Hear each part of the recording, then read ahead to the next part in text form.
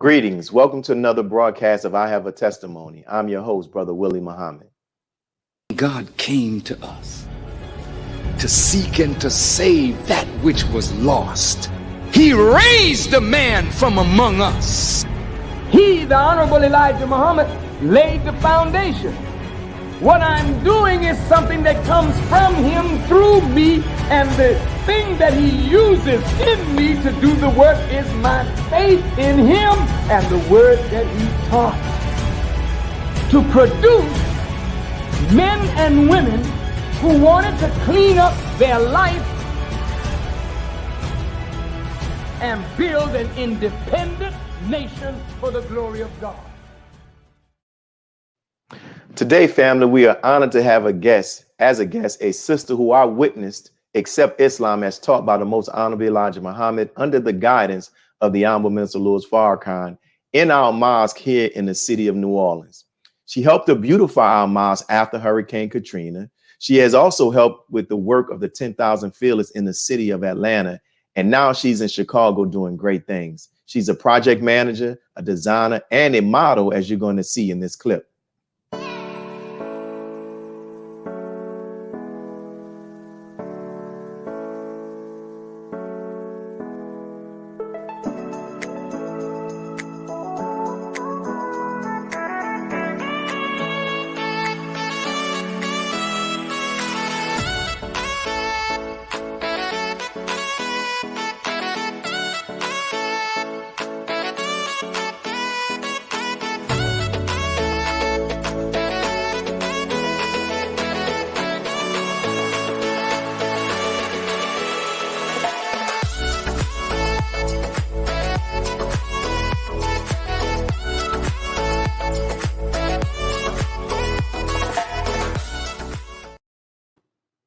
So thank you, sister, for agreeing to be a guest on our show. Sister Wazira Muhammad. Assalamu alaikum.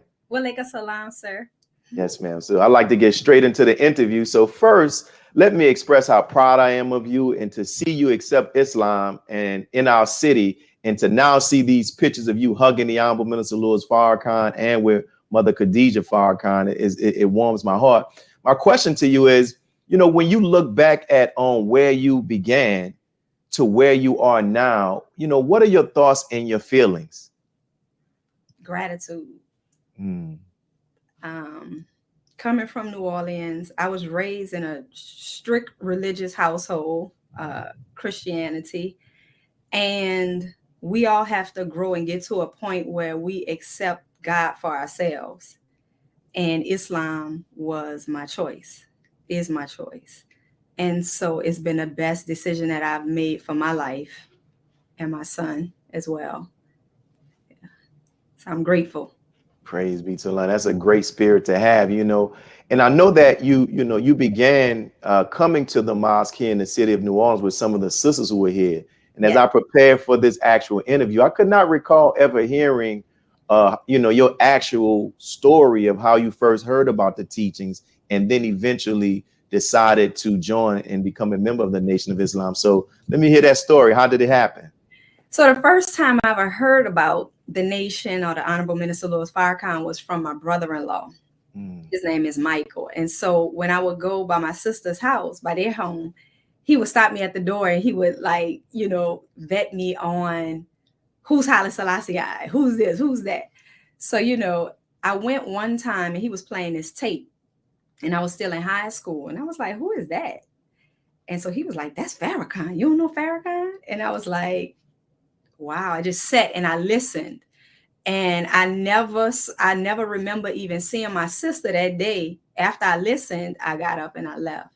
Well, later when I was in college, Sister Keontae, Sister Wakiti, all of us was in college together. So we would talk about the teachings, talk about how to eat to live. We thought we was practicing how to eat to live. Registered. Sister Wakiti was registered. Sister Keontae was registered. And so, we came to the mosque. We would come visit. And during that time, we studied a lot. So even though I wasn't registered, we was all reading the books. We was all reading the Book of Femininity together, Proper Handling of People, just Message to the Black Man, How to Eat to Live, talking about the baby plane. So finally, it was when I got pregnant that I was like, okay, this is serious and I'm about to be a mother. And that's when I didn't join while I was pregnant. I waited until after I had the baby. But it was the sisters who guided me through that process, taught me how to breastfeed, literally came to the house and was like, okay, what did you eat today?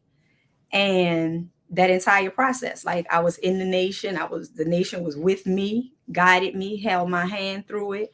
And so I came in, I knew I was having a male child, and that in this world, there was no other place to raise a male and he be a strong Black male. So I knew I had to be serious, and that was it.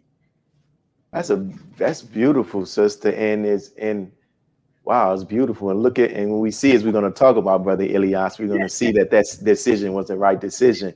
You know, like many believers who they only experience practicing Islam in the city for the most part, in which they've actually accepted, right? And they live their whole Islamic lives in the city where they're joined. However, you've been blessed to live in fellowship with believers in several different cities. And so how has that helped and assisted you in your growth in Islam? Tremendously. When I left New Orleans, I went to New York. And New York is completely different and rich with history and rich with, it's where the Honorable Minister Louis Farrakhan was. So that was such a beautiful experience. New Orleans definitely set my foundation to be a strong Muslim, to be grounded, to understand my role as a female and as a mother. New Orleans gave me that. Because I believe the believers there really were striving to implement the teachings, as far as the mother stayed home, cooked dinner, educated their children. This was back in, the 90s and 2000. So the believers in New Orleans, that's what I witnessed. That's how we were.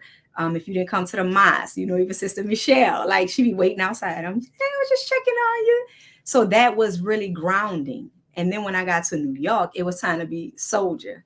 And Sister Jana just was an excellent captain to prepare me and those who are there for that me specifically for my next phase. And being in a Vanguard class it is absolutely invaluable, that class.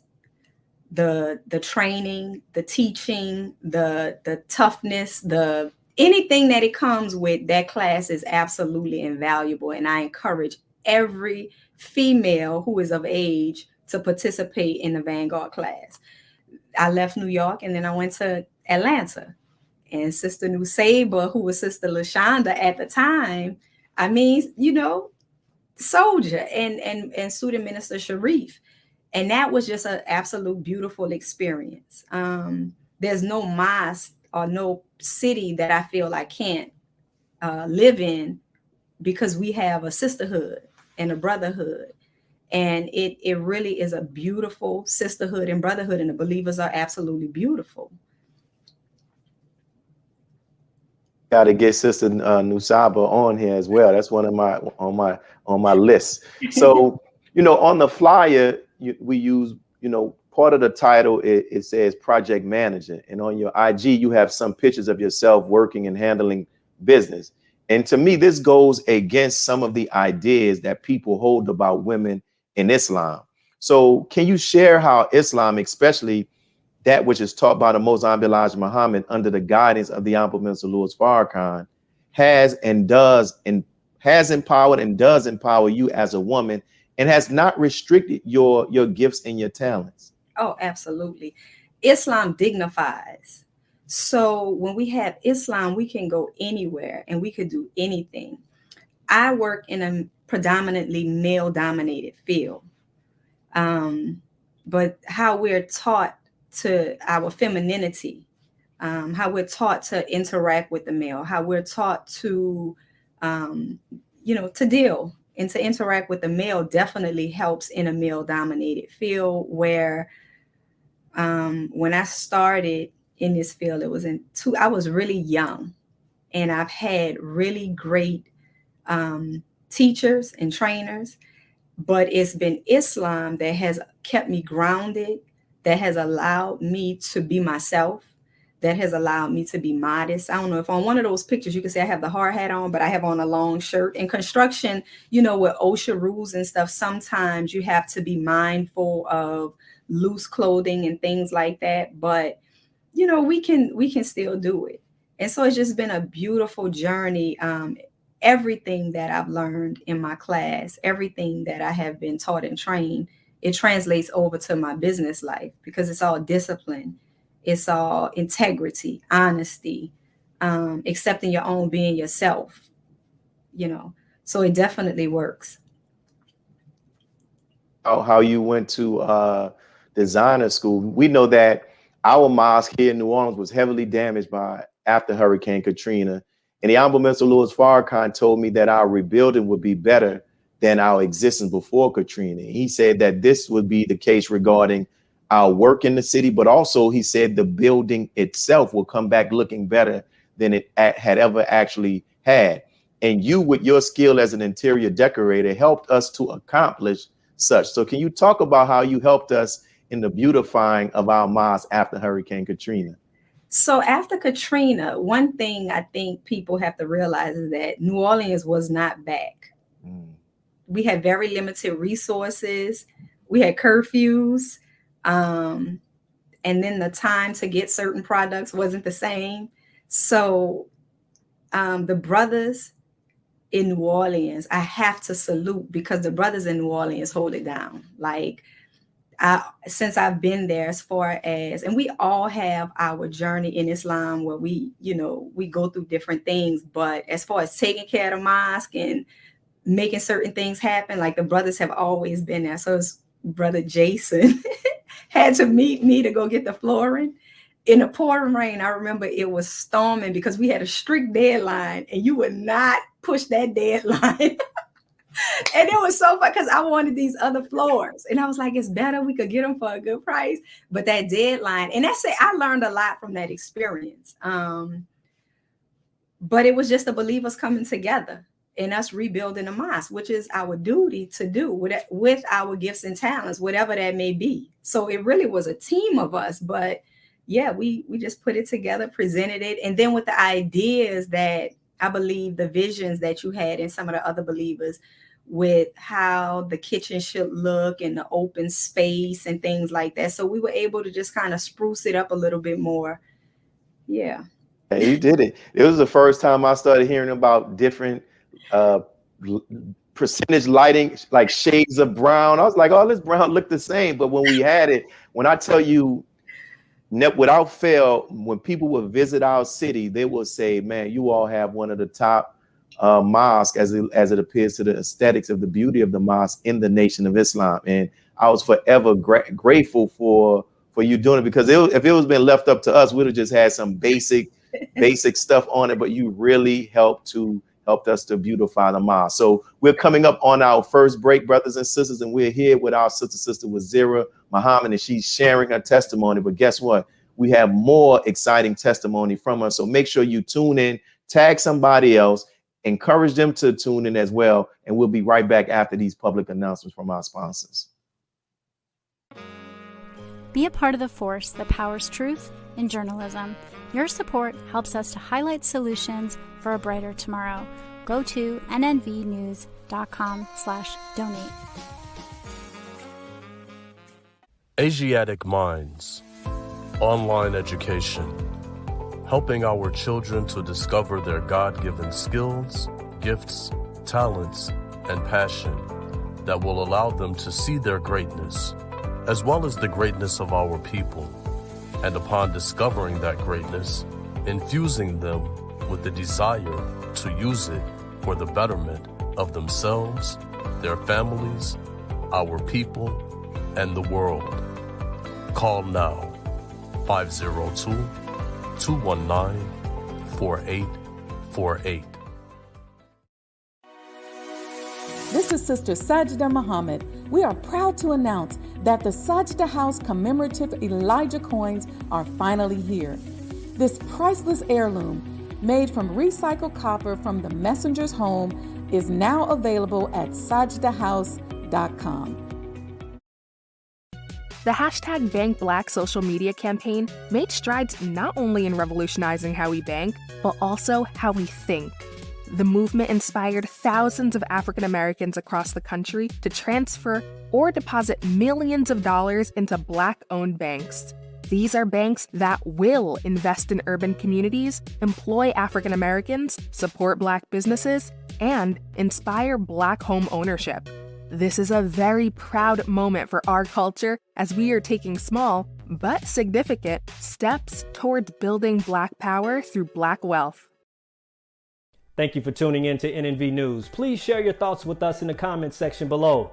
Follow us on social media at NNV News, and please subscribe to our YouTube channel, National Network View. This is Clifton Muhammad with NNVnews.com.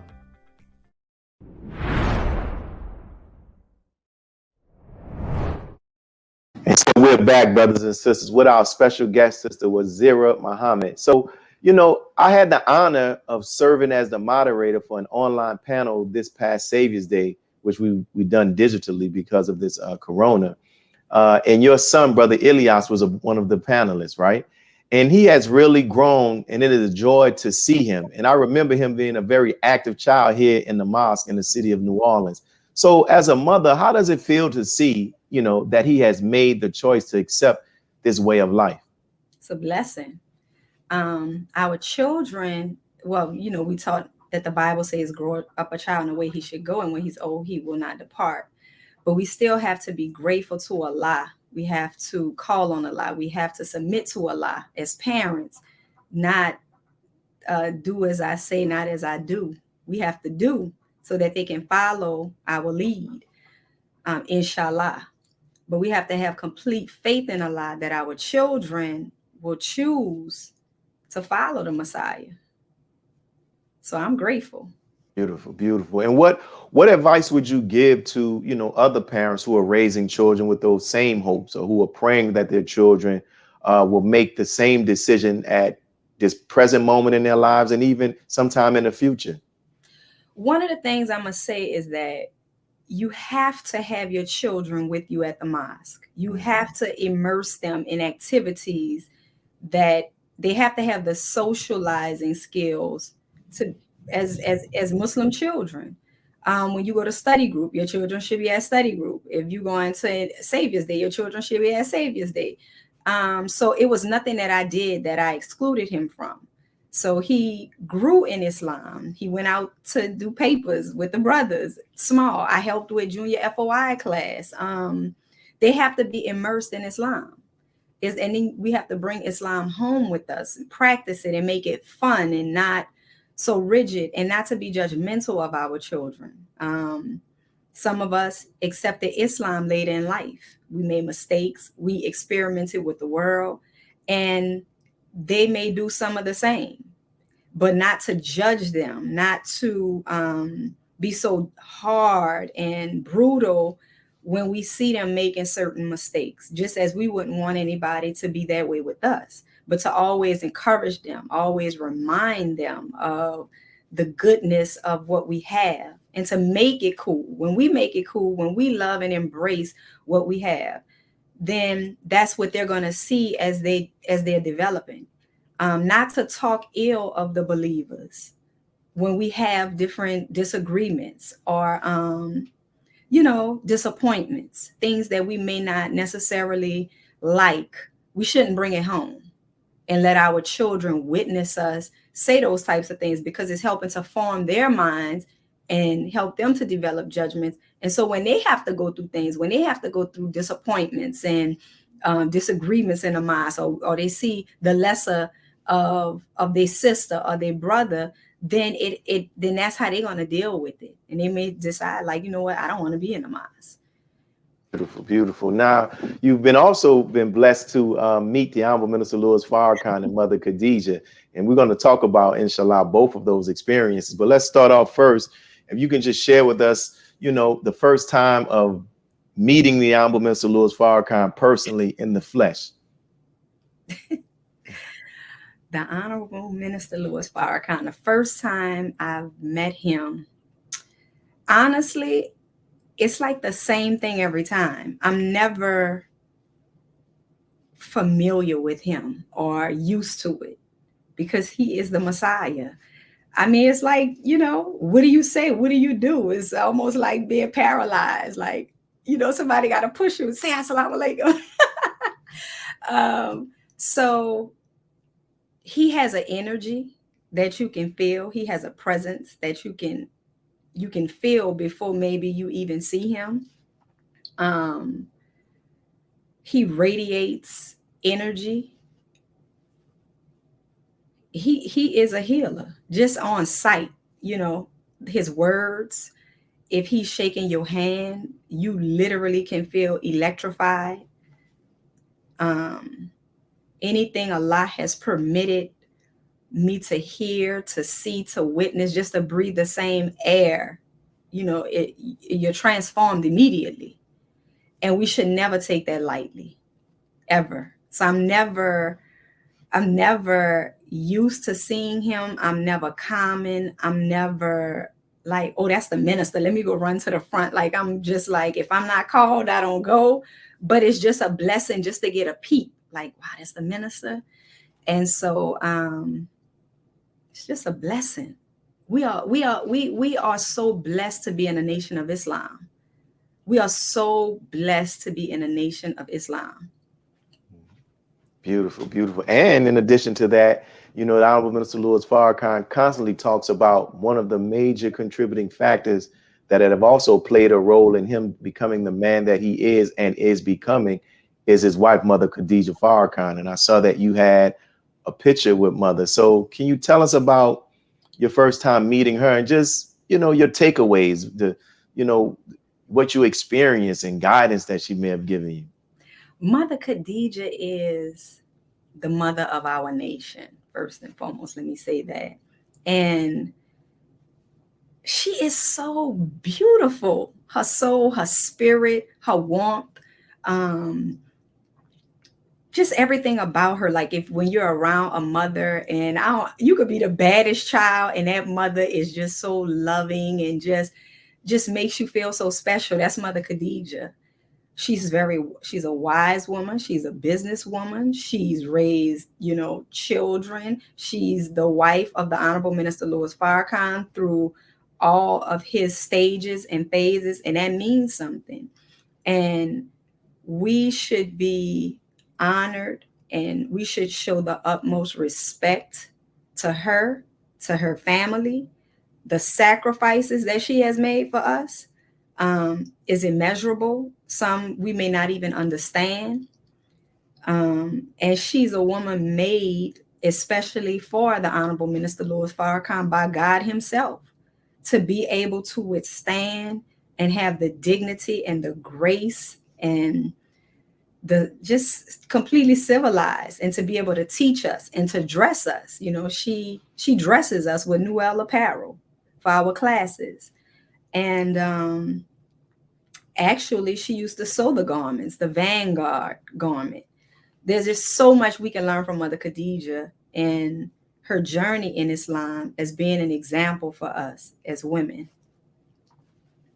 I'll go to this question. I know, I found this out right before before I got ready for this interview, Brother Vincent. Shout out to Brother Vincent, but Allah's the best knower.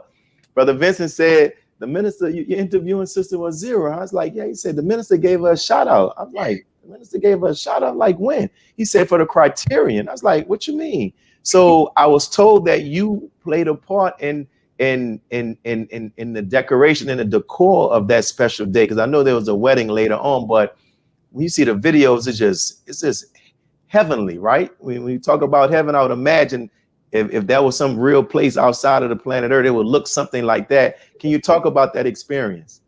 Yes.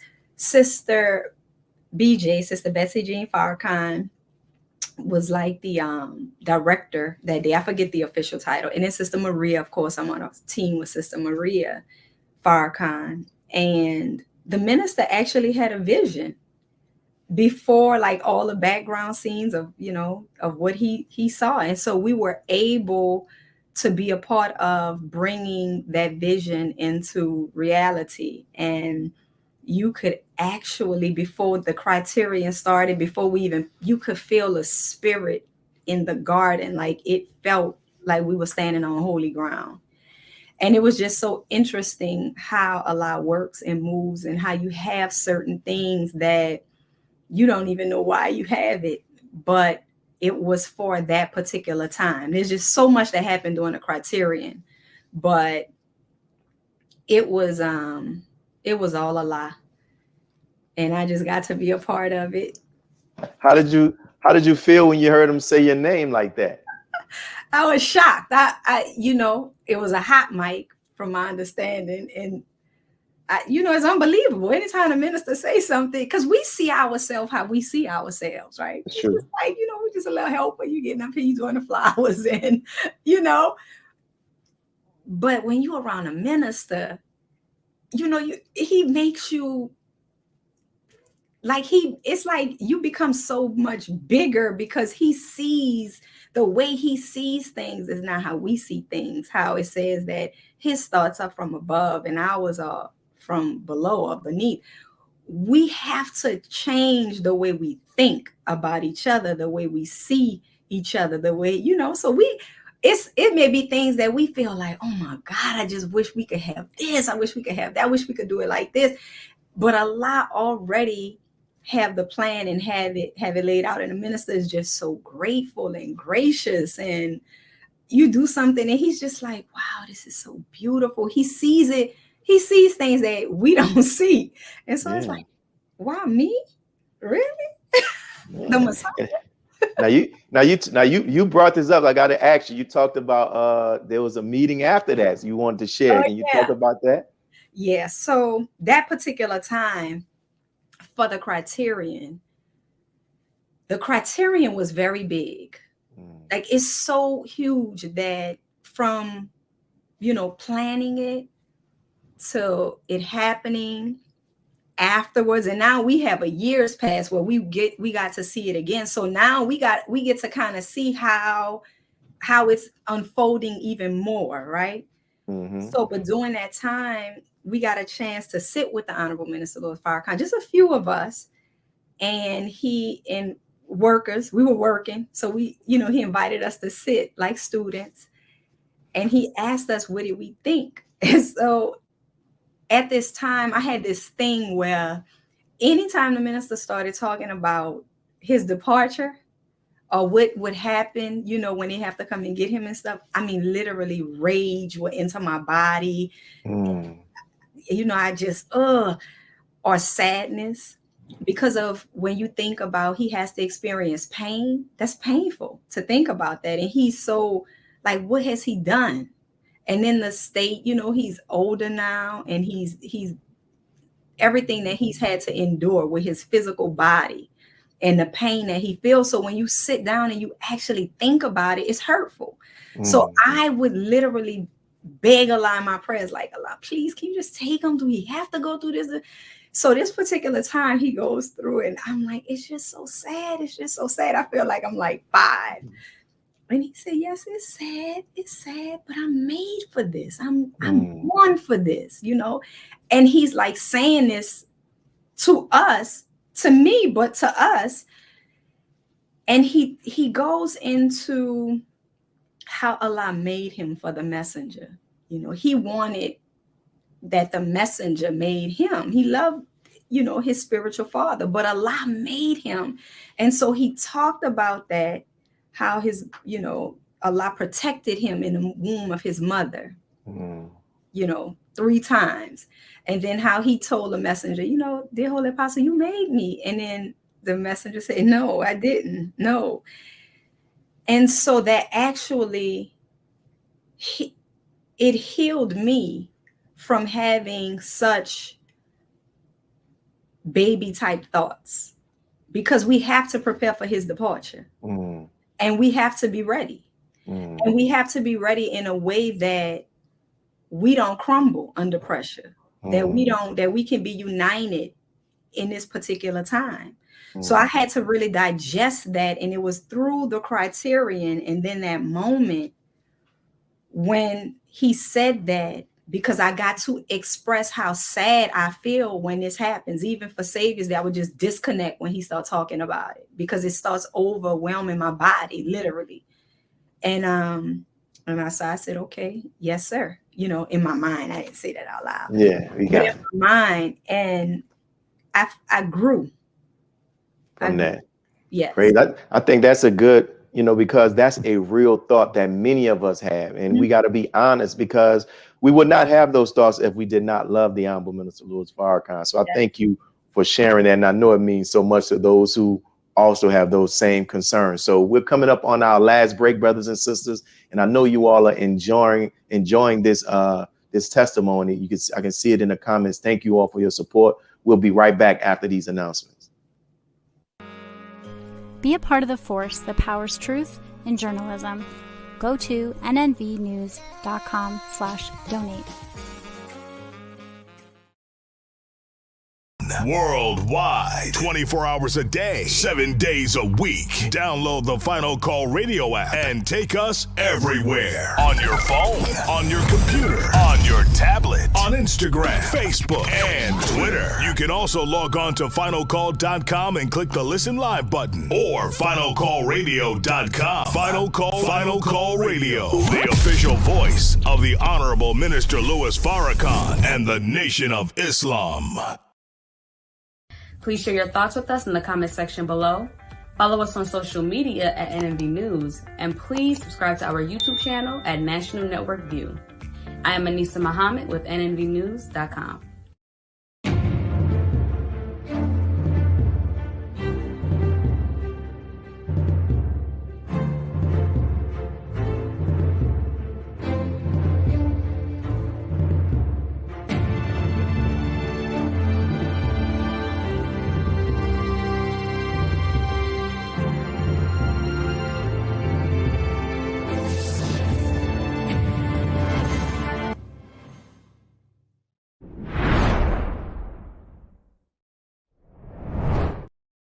And we're back, and thank everyone who's tuning in and watching us right now. We'll continue with our interview with our sister Wazira Muhammad. And so we'll go to this next question. We open up with this video that shows you modeling, right? With the demodesty, right? Am I pronouncing it right? Right. So can you talk with us about the clothing line, the designers, and just the overall intent of the clothing line? Because sometimes, I tell people, like, just because we accepted Islam, that doesn't mean that you lose your sense of style. So can you talk about that? The sound went up. You got it. Can you hear it? We see? Oh, it went.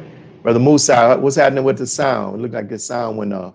So we're working out these technical difficulties with our sister, and she will be, hopefully we get it and see what's up with the sound. But we're going to hear her response to this question, talking about her, just the modest clothing line. It's on Instagram. You can go to the actual website. I think it's demodest.com, if I'm not mistaken. And you can actually purchase it and basically check it out and see the styles and the fashion, and see how Muslim sisters are showing that style and that fashion. So I'm enjoying this interview, brothers and sisters, and our goal is to continue to build on this platform and continue to get more and more people to actually come back on as we continue to keep building, and get more and more people that we haven't interviewed thus far to give their testimony about the Honorable Minister Louis Farrakhan. So our guest is waiting to come back on. She's working on it. Until then, we're going to continue to keep at it. But I pray, and we thank all of those who are commenting. We see your comments. We see Sister Margaret Dixon, Ebony Muhammad. Thank you for joining us. We see Sister Sajda, Wendy Muhammad of Sajda House. You saw the actual promotional commercials. And we see our brother Abdul Qiyam Muhammad, who played an essential role in us even developing this actual testimony, so developing this actual testimony. So brother Musa, we back? Okay, we're back. We good, sis? Can you hear me? All right, we can hear you now. So tell us about the clothing line and the overall intent behind it. So Damatis is our national MGT captain. Came up with an idea to start a business with the Honorable Minister Louis Farrakhan, and we have our own clothing line, The Modest. And so it's made for the modest woman. It's made to tailor our lifestyle. We look good in it, and it has the proper coverage that we need. It's athletic wear, so we can work out in it. We can go to a meeting in it. I use them. I go to meetings in my outfits. I work out in them. It's comfortable. It looks good. I have one on right now, black and gold, representing New Orleans. Wow. And so in addition to that as well, and what's the website for those, the website and the Instagram for those who are watching?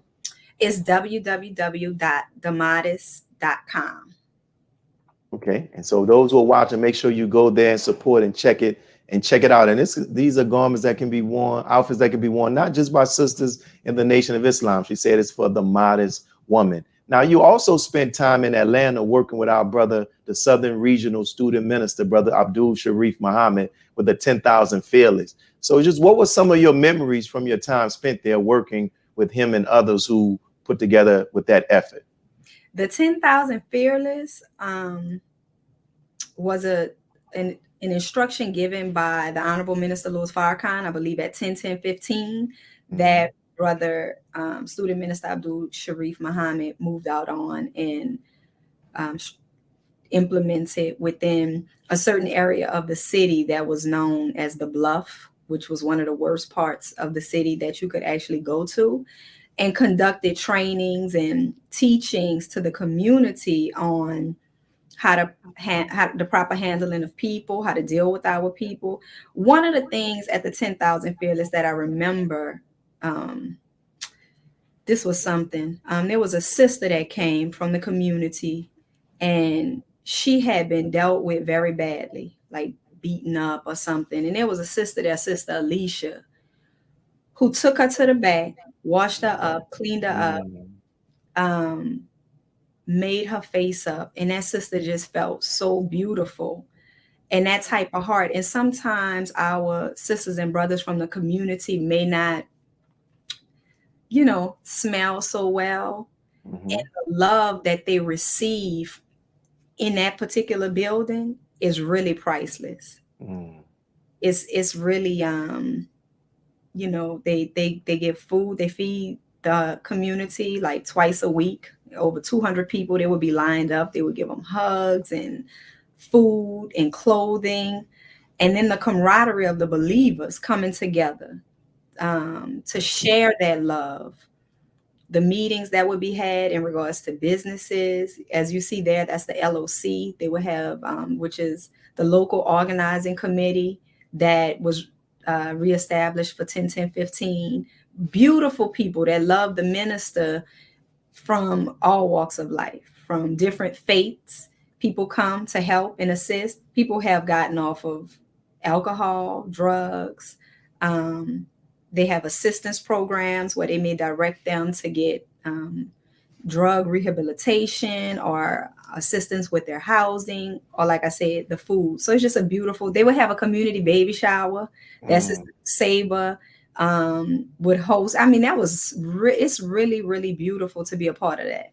Praise be to Allah. And the title of this show is I Have a Testimony, and is also inspired by the verse in the book of Revelation where it says that the dragon was defeated by the blood of the Lamb and the power of their testimony. And we want to give people an opportunity to learn about the Honorable Minister Louis Farrakhan in a way that is not often portrayed or captured in the media by his and our enemies. From your time around the Honorable Minister Louis Farrakhan, your study of the Honorable Minister Louis Farrakhan, if there were 3 qualities that you could stand before the world and testify about him, what would be those 3 qualities and why? Wow, beautiful question. One of those qualities would be number one for us here in America and abroad. The minister is a defender. He's our defender. He has defended us and the teachings throughout the entire world. He has uplifted Master Fard Muhammad, the teachings of the Most Honorable Elijah Muhammad, with great dignity and strength, unwavering commitment. He's a man of integrity. He's not a liar. They cannot prove him to be a liar of anything that he said.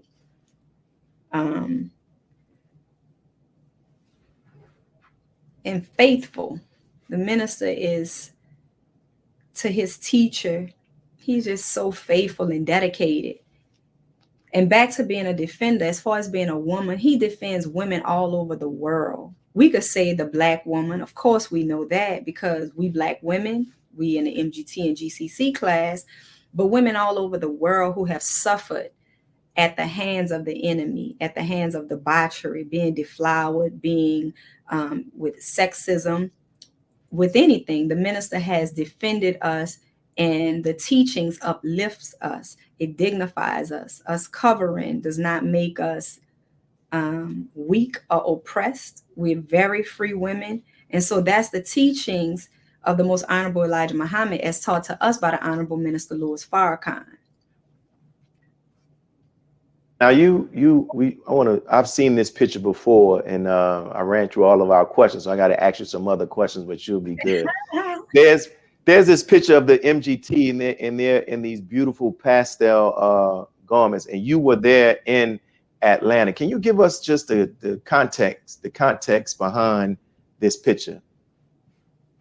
Yes, this is when the MGT and GCC was allowed to go out in the community and go door to door and speak with our people. This was leading up to 10/10/15. So we were allowed to wear our beautiful pastel colors and go out amongst the world and invite them out to 10/10/15 to see the Honorable Minister Louis Farrakhan. Now, what we were doing at that time, we went to places, we were actually in Tuskegee on the outskirts. And we actually encountered little children and people who had not seen the Honorable Minister Louis Farrakhan. And that was very hurtful to me. And I was like, wow, we got to do better. We got to do more. And it was such a beautiful time. Like, people were really excited to see us, to hear from us, and to hear about the Honorable Minister Louis Farrakhan. So that was leading up to 10/10/15. Wow. That's something, man. And those pictures, when I first saw them when they came across the internet, it was just beautiful to actually see. And we see our sister standing there in the front, our sister, the Southern Regional Sister Captain, Sister Nusaba Muhammad, so just a straight soldier. Can you talk about our sister and just her as a person? Sister Nusaba is exciting. Nusaba, there we go. Nusaba, yeah. She's exciting. She loves the Honorable Minister Louis Farrakhan. She's a soldier. So, she's always in detail mode. She believes in making Islam a production. So class is always exciting, or, whatever she encounters. So working with somebody like that, you always on. You always got to be ready. And in a Vanguard class, we was trained to always have a uniform on deck in your car, on hand. So because you never know if you're going to get a call, and you have to, shoot out and be present. And so that's Sister Nusaba. Wow, beautiful, man. May Allah continue to bless her. And that meant so much to me when I saw her and yourself and other sisters that actually traveled to the city of New Orleans for brother Brandon's services, who, the former husband of Sister Trina. And I think it says a lot to be there for somebody at a time of loss. So I thank her, and I also thank you all as well, and the sisters that travel with her. So we're coming up on our last break. We're going to have about 15 minutes more in this interview. I'm glad that you all are enjoying it. We'll be back with our Sister Wazira Muhammad. Peace. Be a part of the force that powers truth in journalism. Your support helps to combat false media. Cash App NNV News. Asiatic Minds, online education, helping our children to discover their God-given skills, gifts, talents, and passion that will allow them to see their greatness as well as the greatness of our people. And upon discovering that greatness, infusing them with the desire to use it for the betterment of themselves, their families, our people, and the world. Classes begin September 1st. To enroll, visit AsiaticMinds.com. Greetings from National Network View. This week's Final Call cover story headline reads, "Separate and Be Saved. America's race problems and deadly race interactions are growing worse. It is time we leave the children of our former slave masters and 400-year-old tormentors. Separation from whites is the only and best solution to this problem, a serious problem that is rooted in prophecy." This FCN Volume Number 41 edition middle page article by the Honorable Minister Louis Farrakhan is entitled, "A Case for Separation." To read more, subscribe to FinalCallDigital.com and tune in to the all-new Final Call Radio. This is the NNVnews.com Final Call Cover Report. He anointed our head with oil till our cup runneth over. He who, Master Farrakhan, Muhammad, that is he. This is Sister Sajda Muhammad. We are proud to announce that the Sajda House commemorative Elijah coins are finally here. This priceless heirloom, made from recycled copper from the messenger's home, is now available at sajdahouse.com. Please make sure you leave your comments and questions in the comment section below. Follow us on Facebook, National Network View, and make sure to check us out on Twitter as well, National Network View. This is Sergio Gutierrez with National Network View, signing off.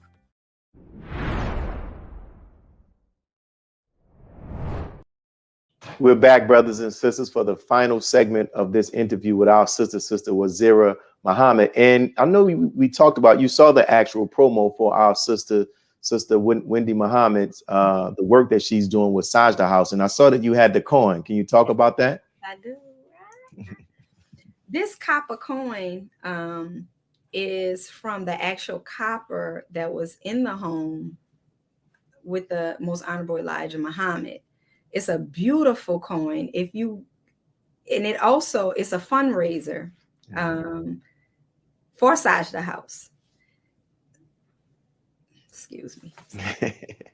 That's her sister. We got it. And for those who are actually watching, you saw the commercial that Sajda House is a big supporter of NNV, and she also takes out promotional commercials, what I would say. So make sure you definitely support the work that our sister is doing. You want to add more about the coin and just the whole effort of sister? I just wanna stress emphasis on supporting our own and the endeavors that we have. Final Call Radio, Sajda House, which is going to be a museum where we can come and see our own. I also have something else I want to show. Go ahead. Oh, yeah. If we don't have this, the box set, we have to get it. And I'm going to suggest we get it now. It's going to come a day and time we're going to wish that we had. I understand streaming is a big deal, but this box set is filled with so many jewels. There's a book in here, and this is ours. So we should all have one of these. We should encourage our family to get one of these. And creating environments of peace, creating environments of healing. These are things that we can use to have. One day this copper coin is going to be worth something too. Not that we may want to get rid of it, but we know that the dollar is going to fail. It's failing. It's fiat money. But these types of things that are our own, that allows us to do certain things, we should have it and take pride in it. And this is so beautiful. I have a favorite, the Meditation of Thais. So I'm gonna tell you my favorite. My favorite is that track with Rick Ross. I And fight like that. yeah, listen, ooh, I like that. I like that with the Rick Ross, the boss on there. And just to hear, I just like hip hop music. And I see our brother Abdul Kiyan posted the link to those who are interested in getting the box set that our sister just mentioned in the actual comments. As we have in the last closing minutes of this interview, Sister Wazira, what advice would you give to sisters who may be watching this interview that are not in the Nation of Islam, and depending on who they came into contact with or what they read online about the Nation of Islam, they're not all the way clear on, should this be a place that, or should this be something that they should be a part of, or may not even be clear on the Honorable Minister Louis Farrakhan? What would you say to them? I would say run home, which is in the Nation of Islam. Accept your own and be yourself. In the nation, we have a sisterhood. It's no better sisterhood out there than the one that we have in the Nation of Islam. The teachings, how to sustain our lives, how to conduct ourselves, how to act at home and abroad. We look good when we strive to implement the teachings of the Most Honorable Elijah Muhammad. We experience peace in our lives, no matter what we may be going through. And just knowing ourselves, understanding our duties to Allah, understanding our duties to self, understanding our nature. MGT class and FOI classes is really like a class, a nature class, I always say, because we're discovering ourselves really for the first time. There's no class that's going to give us that. How to cook, how to keep house, how to rear our children, especially in a world like this. How do we get past some of these things that we're dealing with? How to take care of our husbands. We actually have a workbook on how to take care of our husbands. And it puts us in a very wonderful position when we have knowledge and tools that we can use that helps to bring about healing, that helps to bring about the best of ourselves and each other. So I would say don't listen to it, come experience it for yourselves. And we are a hospital. We are not perfect. We are striving. So we're going to rub up against each other, but we have means and methods. We have ways of how we deal with things. And that's the key. It's not that we're not going to have problems, but it's how we resolve the problems, how we speak to one another. And if we can't handle it just with ourselves, then we get a mediator. So we have dignity, and we're Muslims. We handle things like Muslims, and Muslims is one who submits his or her will to do the will of Allah. Praise be to Allah. And this final question I'll add, going back to the Honorable Minister Louis Farrakhan, what would you say when you're looking at your life have been some of the, well, I'll ask you this. What are some of your most memorable moments as a Muslim? Accepting. I remember the night I accepted because I didn't want to come, because you used to make such a big deal out of everybody. And I was like, okay, I want to go on Wednesday when nobody is there.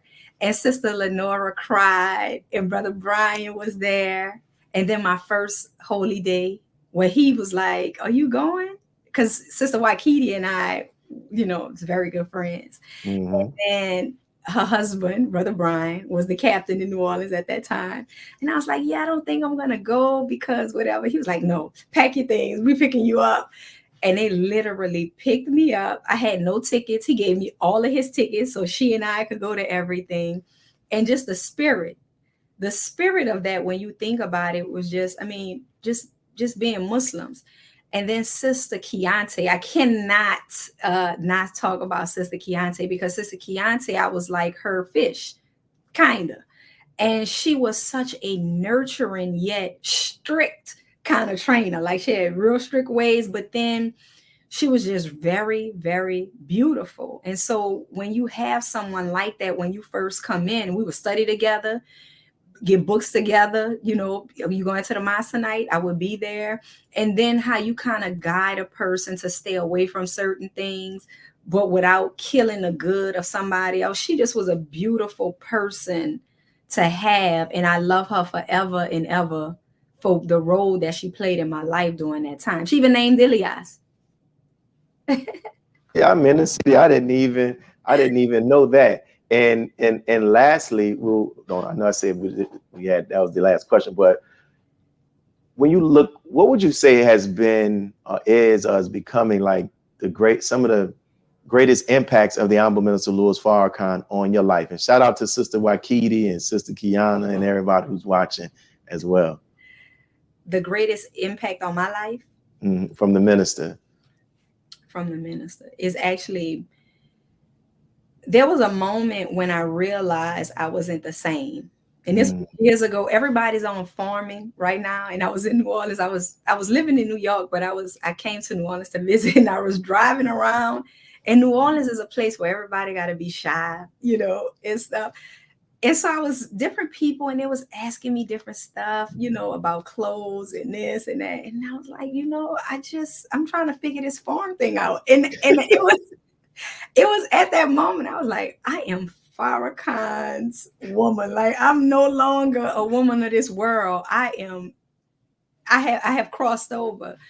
So that's a funny kind of one, but really when our mindset completely changes and we no longer attracted to worldly things anymore. We may like nice things, but when you could walk away from it all, that's how you really know, like, you know what, it's not appealing anymore. And you really do get to that stage as long as we stay connected, studying, stay in the process, no matter what. I'm telling you, if you're a female and you between 16 and 36, that Vanguard class is your class. I just can't say it enough, because it makes you into something else. It makes you, it means foremost, but you got to be committed and dedicated and studied, and the training is invaluable. And so you take it throughout your life. And so I have to forever thank the Honorable Minister Louis Farrakhan for reestablishing these classes for us. Praise be to Allah. Well, thank you, sister, and we appreciate your testimony and what you shared. If you get the opportunity to go back, you can see the rebroadcast on Facebook and also on YouTube, and you can see the comments that everybody is sharing. They're definitely enjoying, and it's a bearing of witness to what the scripture says about the power of your testimony. So give your family the greetings, give your husband the greetings, tell them that invitation is still on the table. Get them and give everybody the greetings there from us here in the city of New Orleans. May Allah continue to bless you and your family. Thank you. Assalamu alaikum. Alaikum salam. So for those who are watching, once again, we thank you all for tuning in to I Have a Testimony.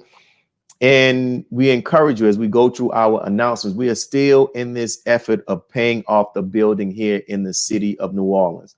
You know, it's still here. We want to put to rest this mortgage, and we can burn that mortgage and use those funds that we're paying to a black bank to begin to start enhancing our building and also doing other services for the community, because we have many that we actually want to do as well. In addition to this, we're having our people, we're talking about this COVID, and they're putting a lot of pressure on people when they're talking about this is a pandemic of the unvaccinated. And we know that that's not true. And some people are faced with losing their jobs because they don't want to take the vaccine. But people have also lost people to COVID, and people have also lost people to taking the actual vaccine itself.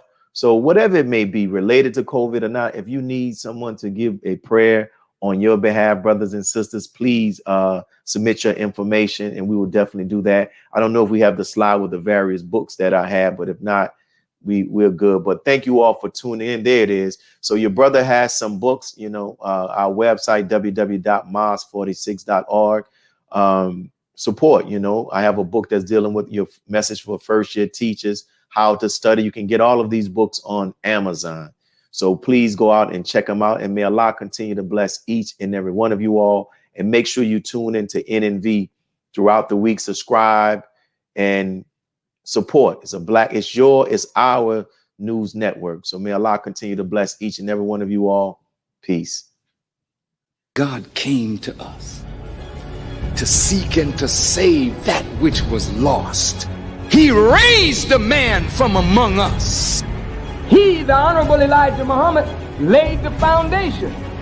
What I'm doing is something that comes from him through me, and the thing that he uses in me to do the work is my faith in him and the word that he taught.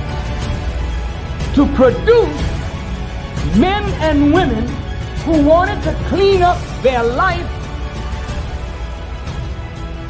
and build an independent nation for the glory of God. Be a part of the force that powers truth in journalism. Your support helps to combat false media. Cash App NNV News.